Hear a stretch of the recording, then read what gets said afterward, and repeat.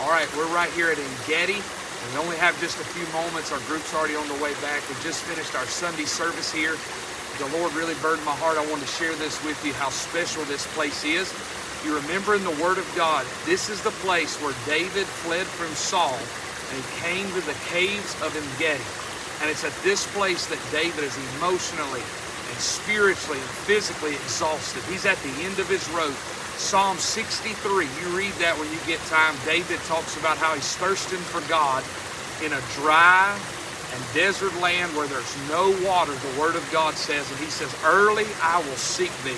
It's at this place. This Dead Sea is all around us. It's death. It's dry. There's nothing here.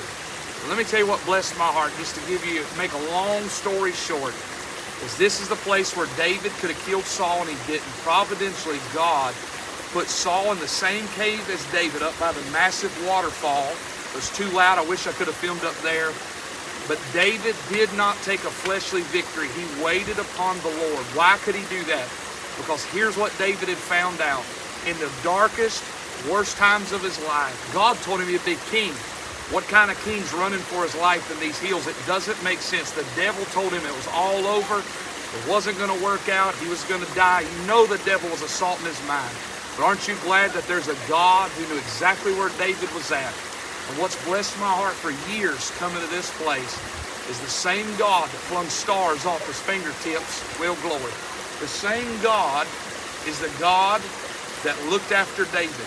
Can you imagine when Jesus Christ was forming the earth and he was putting everything where it was supposed to be, and the Trinity of God was creating heaven and earth? He made sure there was a waterfall. They call it David's waterfall now. They made sure there was a waterfall at this place in Ein Gedi, so that when David was dry, and when David was at the end of his rope, he found a cool, refreshing waterfall.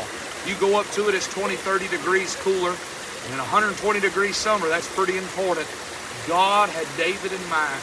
And when it didn't make sense, God was still faithful. And one day, David's going to wind up as a king. He's going to come back to this same region. The Bible tells us in 2 Samuel, and they're going to slay 40,000 Syrians. And David's fame is going to go in all the world.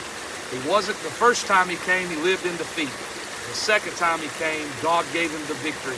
Live by faith today. Trust the Lord. And know that God is up to something in your life. Hold on, child of God. God's got a waterfall for you. And the Lord will help you in your time of need. We love you. Thank you for traveling with us. God bless you.